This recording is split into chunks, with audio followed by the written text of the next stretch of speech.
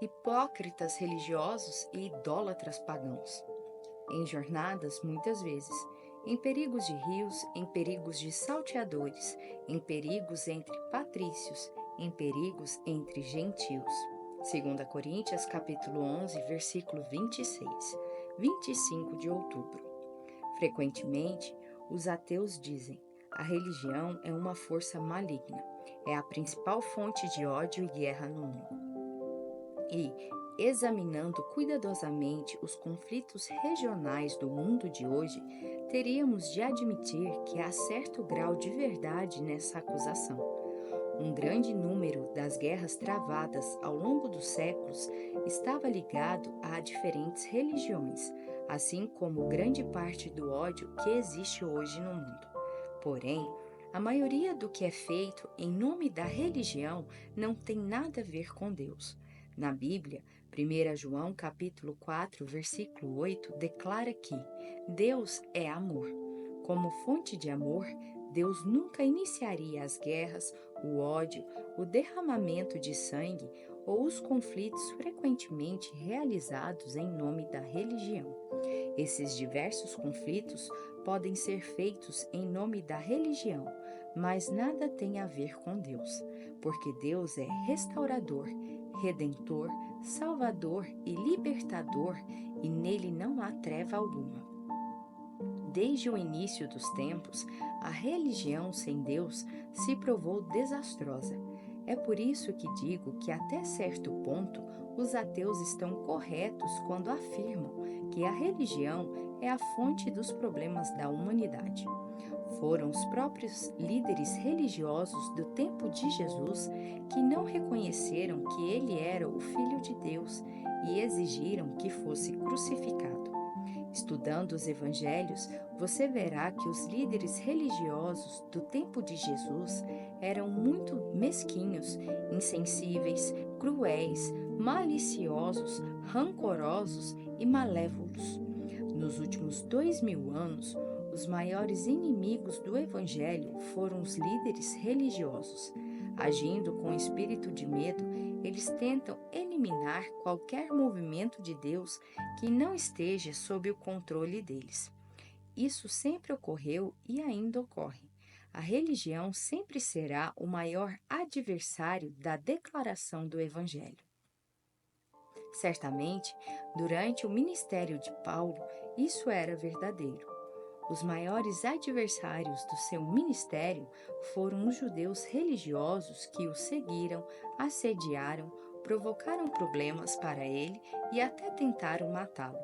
Foi por isso que Paulo nos disse que estava em perigo entre patrícios. 2 Coríntios capítulo 11, versículo 26. Em perigo entre patrícios.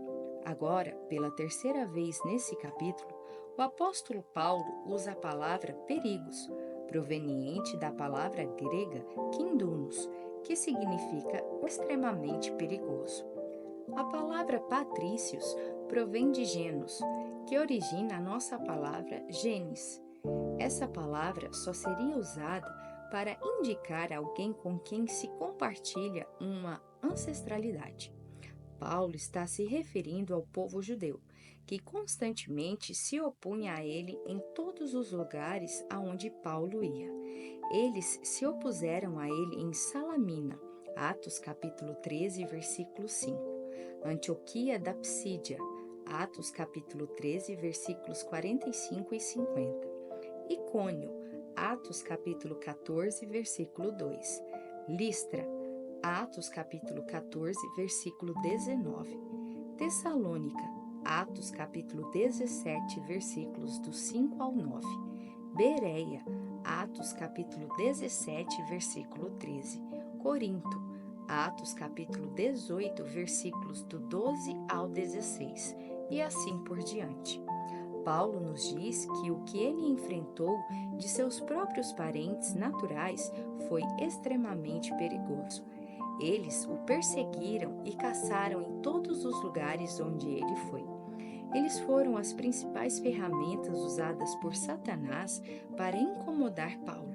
Judeus incrédulos e irados eram um espinho na carne de Paulo. sobre o qual ele escreveu mais tarde em 2 Coríntios capítulo 12, versículo 7. Esses eram os mensageiros de Satanás enviados para esbofeteá-lo constantemente. Porém, apesar da interminável perseguição daqueles judeus religiosos, o apóstolo Paulo avançou em direção ao alto chamado de Deus em Cristo Jesus. Ele não deixaria qualquer grupo de pessoas religiosas iradas impedi-lo de fazer o que havia sido designado a fazer. Esse impasse específico não o impediria mais do que os outros haviam impedido. Oremos para que nunca demonstremos a péssima atitude que tantos apresentaram ao mundo em nome da religião. Nunca devemos nos esquecer de que Jesus morreu pelas pessoas, mesmo pelos líderes religiosos que o odiaram e exigiram a sua morte. Como Jesus, precisamos ter como objetivo andar no amor de Deus como Jesus andou. Se você está sendo assediado por pessoas religiosas que não entendem a sua postura de fé, não fique muito perturbado por elas. Elas estão operando no mesmo espírito de religião que operou desde o início dos tempos. O diabo quer usá-las para perturbá-lo, roubar a sua alegria, deixá-lo com raiva e levá-lo às obras da carne.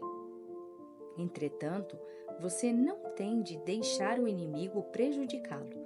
Apenas tome a decisão de andar em amor e de responder a ele no Espírito de Jesus. Em perigos entre gentios. Os líderes religiosos não foram os únicos que o apóstolo Paulo teve de enfrentar. Ele nos conta que esteve também em perigos entre gentios. 2 Coríntios capítulo 11, versículo 26. O apóstolo Paulo usa a palavra perigos pela quarta vez neste capítulo. Novamente, é a palavra kindumos, indicando algo extremamente perigoso.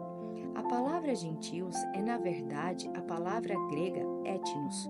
Refere especificamente a gentios ou a quem não é judeu. O mundo gentil era estranho e curioso.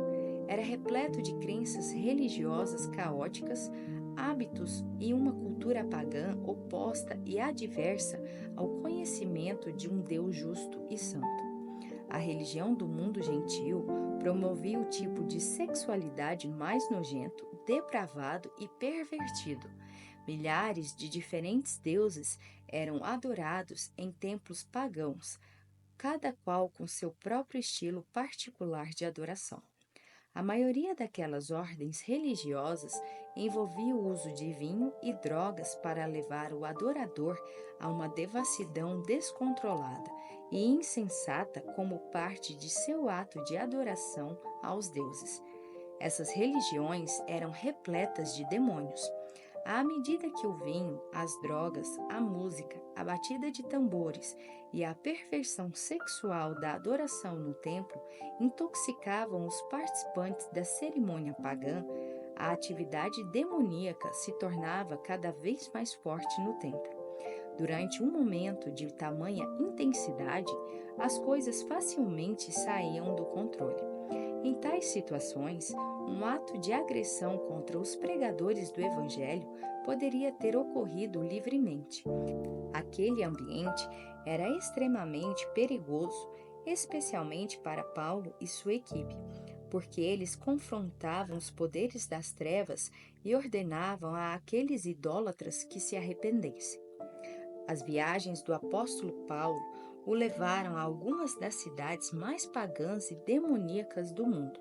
De fato, Tessalônica, Atenas, Corinto e Éfeso estão listadas entre algumas das cidades mais pagãs e demoníacas da história da humanidade.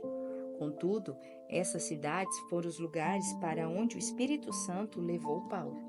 Elas foram também onde ele experimentou seus períodos de maior sucesso no ministério. Ir para onde é seguro nem sempre é o que Deus quer que façamos. O Evangelho precisa ser levado a todos os países, a todas as cidades e a todos os povoados do mundo. Se formos apenas para onde é confortável e seguro, nenhum de nós jamais irá muito longe de onde vivemos neste momento. Agradeço a Deus por aqueles que foram antes de nós e que empurraram os poderes das trevas para fora do caminho, para que possamos agora conhecer a gloriosa luz do Evangelho. Paulo enfrentou situações extremamente perigosas, tanto no mundo judeu quanto no gentil, mas isso não o impediu de ir para onde Deus o havia chamado.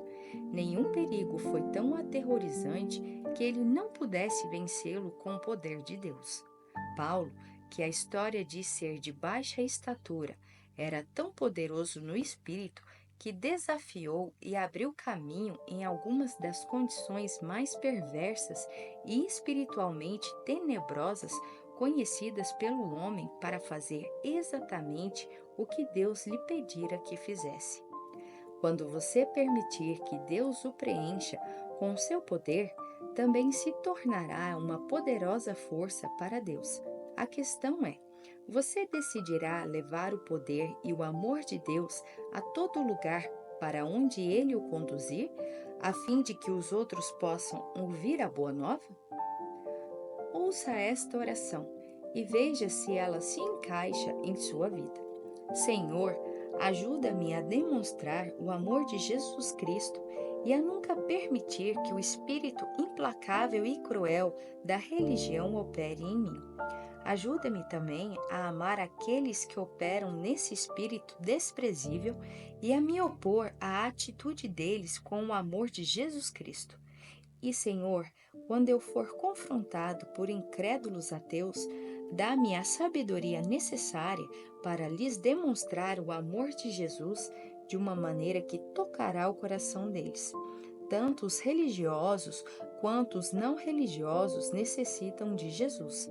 Por isso, mostra-me como ser um instrumento de vida para os dois tipos de pessoas quando eu encontrá-los ao longo do caminho. Assim eu oro em nome de Jesus. Para refletir, você consegue pensar em alguém que conheceu no passado que era muito religioso, mas que se relacionava com outras pessoas com um espírito cruel e desprezível? Quando você encontrou aquele espírito, foi capaz de amar essa pessoa com o amor de Jesus ou permitiu que ela o deixasse irado e o levasse às obras da carne?